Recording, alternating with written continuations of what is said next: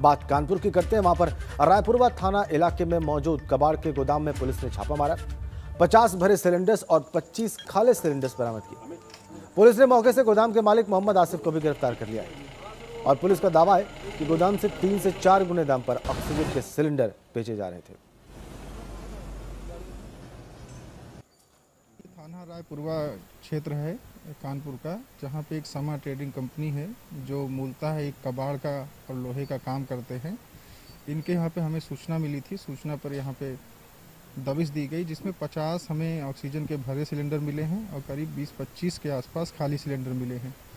इन प्रत्येक सिलेंडर की जो क्षमता है वो 7 क्यूबिक मीटर है और इसमें एक गोपनीय तरीके से ये भी पता कराया गया कि ये कितने में सप्लाई करते हैं। तो जिसकी कीमत 5 से 6 हज़ार होनी चाहिए, उसको ये 16,000 रुपये के बिल पे सप्लाई कर रहे थे। एक तरफ कानपुर में ऑक्सीजन सिलेंडर की कालाबाजारी हो रही है तो दूसरी तरफ मुजफ्फरनगर में ऑक्सीजन के 3 बड़े प्लांट हैं जो यहां की ऑक्सीजन आपूर्ति को पूरी कर रहे हैं और जो सरकार की तरफ से निर्धारित रेट घोषित है उसी रेट पर ऑक्सीजन उपलब्ध कराई जा रही है। साथ ही साथ दूसरे जिलों को भी ऑक्सीजन इसी रेट पर भेजी जा रही है। मुजफ्फरनगर में ऐसी कोई किल्लत वाली बात नहीं है। यहाँ पे जितने भी पेशेंट्स आ रहे हैं जिनको ऑक्सीजन की ज़रूरत है, सबको प्रॉपर ऑक्सीजन मिल रही है और हम सब डीलर्स ने, जितने भी मुजफ्फरनगर में ऑक्सीजन का काम करने वाले हैं, सब ने मिलकर सरकार के निर्देश अनुसार इंडस्ट्री की ऑक्सीजन को एकदम बंद करते हुए सिर्फ मरीजों को ऑक्सीजन देने का काम शुरू कर रखा है और सिर्फ जिस मरीज को ऑक्सीजन की वाकई ही ज़रूरत है, जो डॉक्टर का पर्चा लेकर आता है, उसे ही हम ऑक्सीजन दे रहे हैं। इधर बाराबंकी में आरटीओ ने अयोध्या में सेंट्रल मेडिकल गैस पाइपलाइन की सामग्री पहुंचाने जा रही डीसीएम को रोक दिया और ड्राइवर के ऑक्सीजन पाइपलाइन के काम से जाने की बात कहने पर आरटीओ ने कहा कि ऑक्सीजन पाइपलाइन से ज्यादा पंचायत चुनाव जरूरी है। अब इस मामले में कंपनी के अधिकारियों ने बाराबंकी के डीएम से फोन पर बात की तो उन्होंने कोई जवाब नहीं मिला। अब ऑक्सीजन पाइपलाइन सामग्री की सप्लाई करने वाली कंपनी ने मुख्यमंत्री से इस मामले की शिकायत की।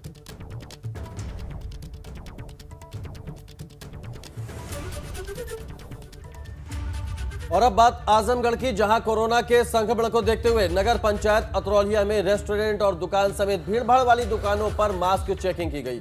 इस दौरान कुछ लोग बिना मास्क के पाए गए, जिन्हें कड़ी हिदायत देते हुए 1000 रुपए का चालान भी काटा गया।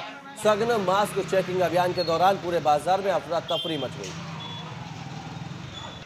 पे जो मास्क न लगाए हैं और मास्क के कारण जो दुकानदारों के बीच जो है एक तरीके से कोरोना का जो बहुत तेज़ी से इस क्षेत्र में फैल रहा था, इसलिए आज हम और हमारे थानाध्यक्ष जी दोनों लोग साथ में इस अभियान पे निकले हैं कि हमारा जो वो ध्येय है कि किसी तरीके से इस पूरे अतरौलिया जो नगर पालिका है, कोई व्यक्ति यहाँ पे ऐसा ना मिले जो मास्क ना लगा। चलिए इसी खबरों के साथ अवध की खबरों का रुख कर लेते हैं फटाफट अंदाज में। चलिए शुरू करते हैं। मथुरा के वृंदावन में लोग कोविड-19 के नियमों की धज्जियां उड़ाते दिखाई दिए। बाजार में सोशल डिस्टेंसिंग का पालन नहीं हो रहा है, लोग मास्क का भी इस्तेमाल नहीं कर रहे हैं और इससे महामारी का खतरा और बढ़ गया है। ग्रेटर नोएडा में कोरोना की जांच के लिए अस्पतालों में लोगों की भीड़ उमड़ रही है। भीड़ में मौजूद लोग सरेआम सोशल डिस्टेंसिंग की धज्जियां उड़ा रहे हैं। इससे स्थानीय डॉक्टर और प्रशासन परेशान है। शामली में कोविड हॉस्पिटल से अव्यवस्थाओं का एक और वीडियो वायरल हुआ है। वीडियो में लापरवाही में सिलेंडर से ऑक्सीजन लीक होती दिख रही है। कहा जा रहा है कि शिकायत के बाद भी स्वास्थ्य कर्मचारियों ने सिलेंडर सही नहीं किया।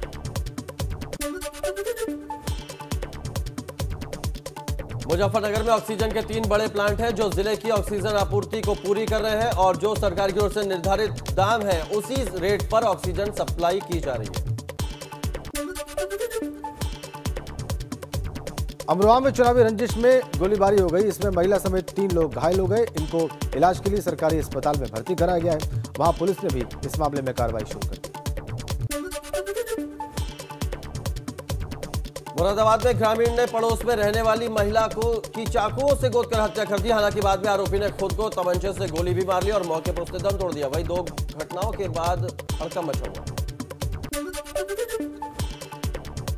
आगरा में सीसीटीवी कैमरा चुराते हुए चोर दूसरे सीसीटीवी में कैद हो गए। स्कूटी सवार चोर सीसीटीवी चोरी करते हुए कैमरे में कैद हुए। फिलहाल पुलिस इन्हीं तस्वीरों के आधार पर इनकी तलाश में जुटी।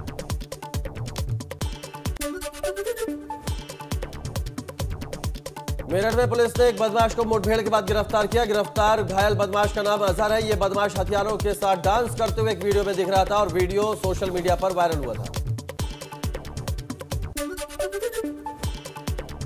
हाथरस में पुलिस की बदमाशों से मुठभेड़ हुई है। इस मुठभेड़ में पुलिस की गोली लगने से 1 लाख का इनामी बदमाश गौरव शर्मा और उसका साथी बदमाश सोनू तोमर घायल हुए हैं। इन बदमाशों के खिलाफ कई मुकदमे हैं और अब इनसे पूछताछ की जा रही है। नोएडा के बहलोलपुर गांव में कबाड़ के गोदाम में भीषण आग लग गई। कबाड़ के गोदाम में आग लगने से पूरे इलाके में धुएं का गुबार छा गया। काफी मशक्कत के बाद इस आग पर काबू पाया गया।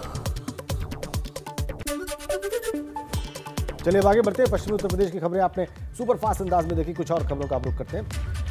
अब बात खटीमा की। यहां पर एक बड़ा हादसा होते होते टल गया।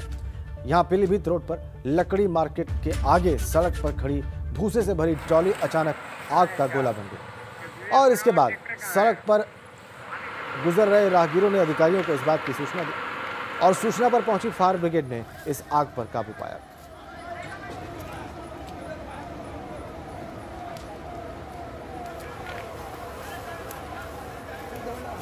तस्वीरें देख लीजिए आप। खटीमा से भूसे से भरी ट्रॉली थी, आग का गोला बन गई और दमकल दस्ते ने बाद में इस पर काबू पाया। कैसे काबू पाया वो आप देख रहे हैं। बड़ा हादसा होते होते टल गया। हालांकि आग काफी भयावह है। जब तक फायर ब्रिगेड पहुंची तब तक काफी गाड़ी जल चुकी थी और जैसे ही मेरे को पता चला कि आग लग रही है तुरंत मैंने जो है कोतवाल साहब को फ़ोन करा, एसडीएम को फ़ोन करा, लेकिन दोनों के फ़ोन नहीं उठ पाए। उसके बाद मैं विद्युत विभाग के एसडीओ को फ़ोन करा, जिनने तत्काल फ़ोन उठाया और तुरंत लाइट कटवाई और तुरंत थोड़ी देर में देखा तो फायर ब्रिगेड की गाड़ी यहाँ पहुँची और वो आग बुझा रही है। और अब बात विकास नगर की, जहां ओलावृष्टि से लोगों की फसल बर्बाद हो गई। ओलावृष्टि ने सेब के बगीचों, मटर और टमाटर की खेती को पूरी तरह बर्बाद करके रख दिया। ये विकास नगर की तस्वीरें आप देख लीजिए। ओलावृष्टि हुई है जमकर और इससे किसानों को कितना नुकसान हुआ है। उनकी फसल बर्बाद हो गई है। 1 बजे से ओलावृष्टि हो रही है। ओलावृष्टि से आफत आई है, किसानों की फसल बर्बाद हो गई है। विकास नगर की ये तस्वीरें आपको दिखा रहे हैं। ये कठियान क्षेत्र के बूट गांव की वीडियो है, जहां बहुत तेज और उत्तराखंड में भी कोरोना के आंकड़े डरा रहे हैं। पिछले 24 घंटों में प्रदेश में कोरोना के 4,807 नए मामले सामने आए, जबकि 34 कोरोना संक्रमित मरीजों की जान चली गई। उत्तराखंड में कोरोना के कुल मरीजों का आंकड़ा 1,34,012 है, जबकि प्रदेश में कोरोना के एक्टिव केसेस 24,893 हो गए। वहीं 36,992 मरीजों की रिपोर्ट आनी अभी बाकी है और ऐसे में कहना गलत नहीं होगा कि मरीजों का आंकड़ा अभी और बढ़ सकता है। देख लीजिए आप, पिछले 3 दिनों में कोरोना से हुई मौतों का भी आंकड़ा आपकी स्क्रीन पर। 20 अप्रैल, 19 अप्रैल, 18 अप्रैल, 27, 24, 12 ऐसे लगातार आंकड़े बढ़े हैं कोरोना से होने वाली मौतों के। तो इस महामारी का भयावह स्वरूप अब इस पहाड़ी राज्य में भी दिखाई दे रहा है, छोटे से राज्य में भी।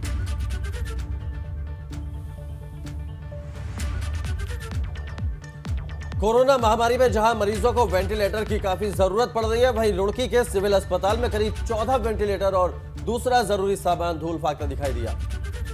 सिविल अस्पताल में कोरोना संक्रमण के पहले चरण में मरीजों के लिए आईसीयू वार्ड बनाने की प्रक्रिया शुरू हुई थी, जिसके लिए सरकार ने सरकारी अस्पतालों में वेंटिलेटर भेजे थे, लेकिन यह सुविधा मरीजों को नहीं मिल पाई और अब ये वेंटिलेटर धूल फाक रहे हैं। 14 वेंटिलेटर हैं जो ऐसे धूल फाक रहे हैं।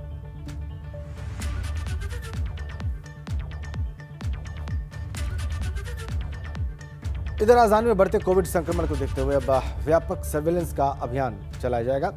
आशा और आंगनबाड़ी कर्मियों के जरिए यह अभियान चलाने का फैसला किया गया है। बीते साल कोविड काल में भी आशा कार्यकर्ताओं ने गली मोहल्ले में जाकर हर घर का सर्वे कर डेटा इकट्ठा किया था और इससे कोविड कंट्रोल में बहुत मदद मिली थी। जो है होम आइसोलेशन की व्यवस्था को सुदृढ़ करने के लिए रजिस्ट्रेशन शुरू किया गया है, जिससे कि प्रॉपर इन्फोर्समेंट किया जा सके कि लोग बाहर की ओर बाहर नहीं घूमें।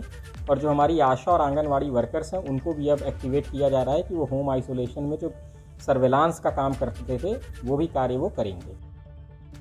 इन्हीं खबरों के साथ कुछ और खबरों का रुख कर लेते हैं उत्तराखंड की फटाफट अंदाज में। चलिए शुरू करते हैं।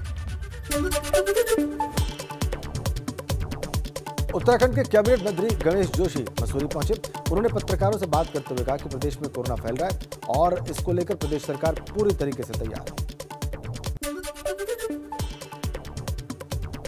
दिल्ली में लॉकडाउन का असर रुड़की के नारसन बॉर्डर पर दिख रहा है। यहां यात्रियों की संख्या काफी कम नजर आ रही है। नारसन बॉर्डर से RT-PCR रिपोर्ट के बिना किसी भी व्यक्ति को उत्तराखंड में प्रवेश नहीं दिया जा रहा है।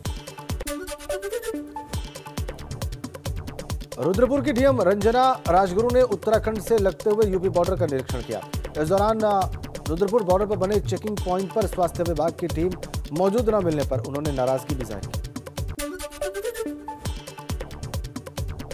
खटीमा में भी कोरोना के बढ़ते मामलों ने स्थानीय प्रशासन और स्वास्थ्य विभाग को चिंता में डाल दिया। 24 घंटे में खटीमा में लगभग 110 लोग कोरोना संक्रमित मिले। इसके बाद सभी को होम आइसोलेट कर दिया गया। विकासनगर में कोविड के बढ़ते मामलों को देखते हुए क्षेत्राधिकारी वीडी उनियाल ने दोपहर में ही यहां का मार्केट बंद करा दिया। उन्होंने कहा कि दिशा निर्देशों के अनुसार 30 अप्रैल तक बाजार सुबह 7 से दोपहर 2 बजे तक ही खुलेंगे। हरिद्वार महाकुंभ में आखिरी शाही स्नान से पहले अखाड़ा परिषद में विरोध शुरू हो गया। शाही स्नान को लेकर निर्मोही अखाड़े के अध्यक्ष राजेंद्र दास ने सरकार से सन्यासी अखाड़ों के शाही स्नान पर रोक लगाने की मांग की है।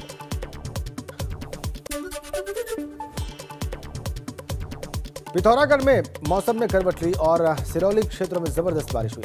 बारिश के बाद पहाड़ों से पानी के झरने बहने लगे और बारिश के बाद अमूमन ऐसा ही नजारा यहां पर होता है। मसूरी में मौसम ने अचानक करवट बदली है। यहां तेज हवाओं के साथ बिजली कड़कने का सिलसिला जारी रहा। वहीं शाम होते होते बारिश और ओलावृष्टि होने से तापमान में भारी गिरावट दर्ज की गई। रुद्रप्रयाग के केदारनाथ धाम में बर्फबारी से पुनर्निर्माण का काम प्रभावित हुआ है। यहां निचले क्षेत्रों में लगातार बारिश हो रही है और इस बारिश की वजह से जनजीवन अस्त व्यस्त हो गया है। बिल्कुल, और गंगा सवेरा में कुछ और खबरों का रुख कर लेते हैं। बात करते हैं मेरठ की, जहां से बड़ी खबर आ रही है। मेरठ में जारी है कोरोना की बेकाबू रफ्तार। पिछले 24 घंटे में सामने आए 1198 नए केस। 24 घंटे में दो कोरोना संक्रमित मरीजों की मौत हो गई। तो मेरठ में 1198 नए केस पिछले 24 घंटे में सामने आए हैं। बड़ी खबर, मेरठ में लगातार कोरोना का संक्रमण बढ़ता जा रहा है। 24 घंटे में दो कोरोना संक्रमितों की मौत हुई है। 1198 नए कोरोना के मरीज मेरठ में सामने आए पिछले 24 घंटे में।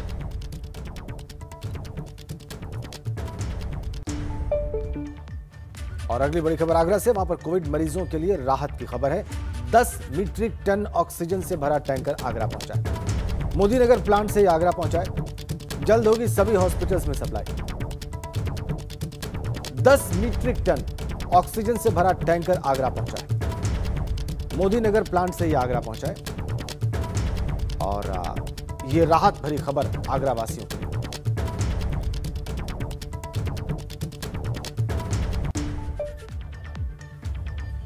उत्तराखंड के मोहन इलाके में दशकों से चली आ रही मोबाइल नेटवर्क की समस्या को लेकर राज्यसभा सांसद अनिल बलूनी ने पहल की है, जिसके बाद 12 किलोमीटर लंबे इस इलाके में नेटवर्क की समस्या से छुटकारा मिलने की उम्मीद जगी है।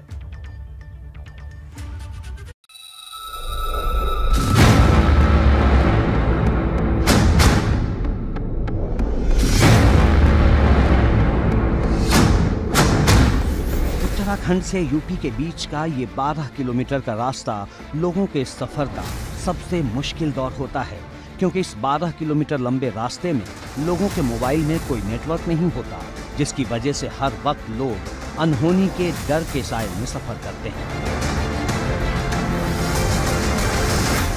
जंगलों से भरे इस इलाके में मोबाइल नेटवर्क की समस्या एक बड़ी मुश्किल है। दशकों से चली आ रही इस समस्या को अब संचार मंत्री तक पहुंचाया गया है। इस रास्ते पर हादसे या जंगली जानवरों के हमले की आशंका भी बनी रहती है। उससे भी ज्यादा मदद न मिलने का डर सताता है। इस समस्या को लेकर राज्यसभा सांसद अनिल बलूनी ने अब एक बड़ा कदम उठाया है और 12 किलोमीटर के जंगलों से भरे मोहन इलाके में मोबाइल नेटवर्क की समस्या दूर करने के लिए संचार मंत्री को चिट्ठी लिखी है। उत्तर प्रदेश और उत्तराखंड के बीच के इस मोहन क्षेत्र में सबसे बड़ी समस्या मोबाइल नेटवर्क की रही है। मोबाइल कनेक्टिविटी ना होने के कारण यहाँ से गुजरने वाले लोगों को काफ़ी समस्याओं का सामना करना पड़ता है।